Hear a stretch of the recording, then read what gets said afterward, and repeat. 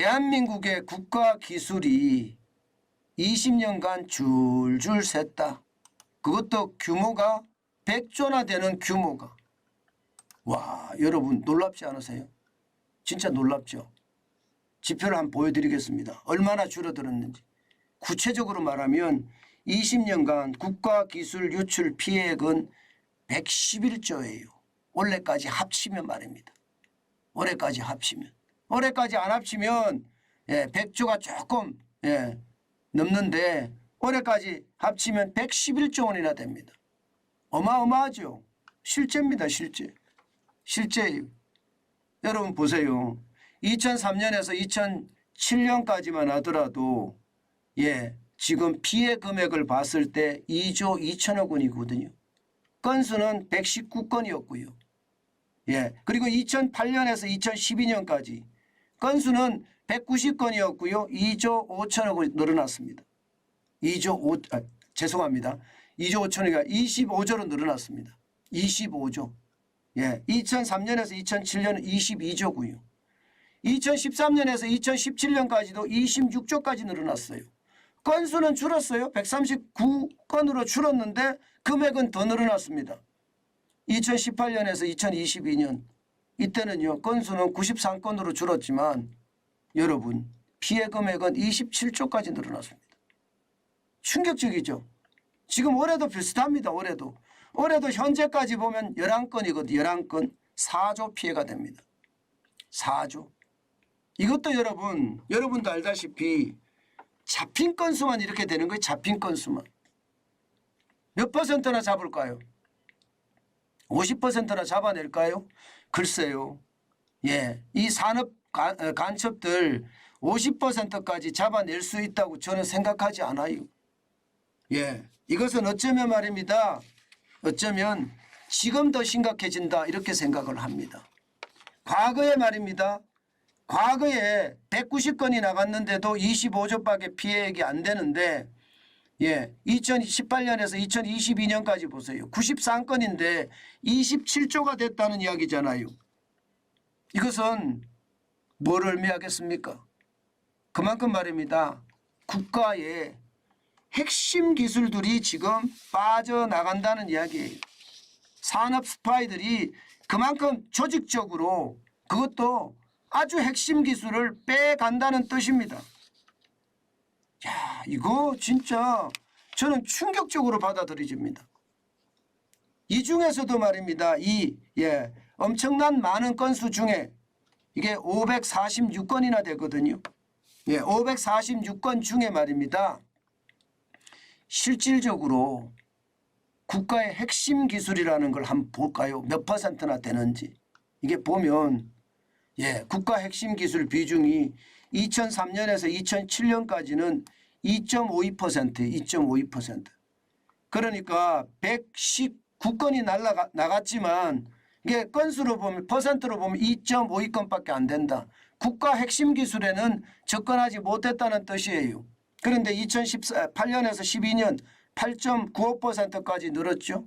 2013년에서 2017년은 14.39%까지 늘었습니다. 그런데 2017년에서 2022년까지 35.49%가 됐어요. 이게 도대체 무슨 일일까요? 이게 문재인 정부 기간 동안에 굉장히 많이 늘었죠.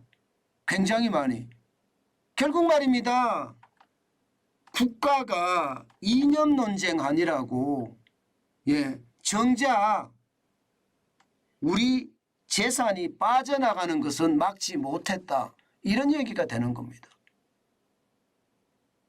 나라의 운영이라는 게 국민의 생명과 재산을 보호하는 건데 국민의 생명과 재산을 보호하기는 커녕 말입니다. 대한민국을 이게 이념으로 죄송합니다. 이런 표현 쓰겠습니다. 떡칠하는 바람에 국가 핵심 기술은 줄줄 샜다는 이야기. 줄줄 샜다. 심각하죠. 심각합니다. 35.49%예요. 그러니까 뭐 정확하지는 않지만 2018년에서 2022년 이때 27조가 나갔잖아요. 27조 피해액이요. 93건이잖아요. 이 중에 말입니다. 핵심 국가 기술이 그만큼 많이 빠져나갔다는 이야기예요. 그렇다고 여러분 2023년 1월에서 7월까지도 줄어들었다 이게 아닙니다.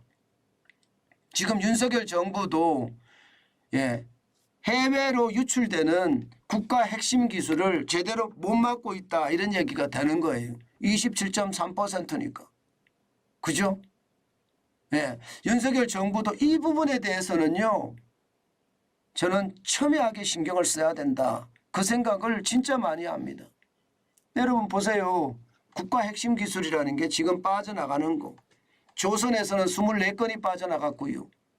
디스플레이에서는 13건, 반도체 9건, 자동차 8건, 2차 전지나 정보통신에서 6건, 전기전자 5건, 기계에서 2건, 기타 3건 이렇습니다. 진짜 국가기술이 줄줄 샜다는 표현이 틀린 말이 아니죠. 국가 핵심 기술이 이렇게까지 빠져나갔다는 것은 여러분 결국 말입니다. 대한민국의 상황이 심각했다 이런 뜻이에요. 우리 사회가 충효라는 국가를 운영할 수 있는 기본 틀이 무너지는 바람에요. 많은 사람들이요. 유명 회사의 임원이나 혹은 유명 회사의 그 퇴직자들이 이렇게 돈 받고 팔아먹는 게 굉장히 많아졌다고 하고요. 그것도 말입니다. 유령 회사를 만들어서 기술 빼오기에만 전념했다는 뜻이에요. 이거 말입니다. 반드시 말입니다. 간첩죄로 다뤄야 됩니다. 우리나라는요. 굉장히 이게 국가 기술에 대해서 다른 나라로 유출시켰을 때 처벌이 집행유예 정도예요. 이래서 안 되거든요. 이러니까 한탕 해먹자. 쉽게 말하면 받아도 집행유예인데 나는 저거 팔아먹어서 100억을 받든 200억을 받든 받으면 그만이다. 그렇게 생각하는 사람들이 많을지도 모르겠습니다. 저는 산업 스파이 특히 말입니다. 이게 가장 많이 유출된 곳이 중국이거든요. 중국. 그러니까 중국으로 우리 기술들이 다 빠져나갔다는 거예요. 그동안 우리는 뭘 했는지 모르겠다. 저는 그렇게 생각합니다. 그렇기 때문에 여러분 반드시 말입니다. 산업 스파이에 관련된 것은요. 여적죄로 다뤄야 되고 여적죄는 국가반역죄입니다. 국가반역죄로 다뤄야 되고요. 그래야만 나라의 보물들이 저는 보호될 수 있다고 생각합니다. 지금처럼 말입니다. 저렇게 마구 퍼제껴내잖아요. 나라가 망하는 거예요. 지금 중국의 기술력이 왜 저렇게 빨리 따라왔겠습니까? 다 우리나라에서 저는 가져간 기술이라고 저는 생각합니다. 우리나라뿐만 아니라 전 세계적으로도 많이 가져왔겠죠. 왜냐하면 중국의 기본적인 핵심은 기술 합작을 하잖아요. 기술 합작. 무조건 합작이에요. 중국에 진출하려고 그러면요. 그러니까 합작을 통해서 했다고 하니까 이게 합작을 하면 중국이 기술을 다 빼가는 거죠. 그게 자연스럽게 일어났을 거고요. 그것이 지금 현재 우리에게는 큰 충격이 되고 있다. 이렇게 이야기할 수 있는 것 아니겠습니까? 저는 국가가 반드시 말입니다. 여적죄로 다스려야 된다. 그렇지 않으면 앞으로도 중국이 몰래 빼가는 그런 우리 국가 기술은 어마어마할 것이다. 게다가 중국이 이제는 돈이 많으니까요. 그냥 기업을 통째 사버립니다. 100억짜리 기업을 150억 주고 사버리고요. 좋은 기술을 가지고 있으면. 이런 거 말입니다. 국가 차원에서 막을 수 있는 힘이 있어야 돼요. 저는 이런 거에 대한 것도요. 국가 기반 기술에 대해서는 중국이 사지 못하도록 법적으로 막아버려야 됩니다. 그렇지 않으면 앞으로 진짜 충격이 될 수 있다는 그 생각 반드시 하게 됩니다. 게다가 말입니다. 국가도 정신 바짝 차려야 됩니다. 국가도 과학자들 있잖아요. 기술자들 어떻게 우대할 것인가, 또 이들을 어떻게 관리할 것인가, 이것도 반드시 치밀하게 계획하고 짜야 됩니다. 그들이 가지고 있는 기술이라는 게 여러분 알다시피 세계 1등 기술을 가지고 있는 사람들이 있습니다. 그런 천재들은 머릿속에 다 들어있거든요. 굳이 설계도로 안 그려도 되거든요.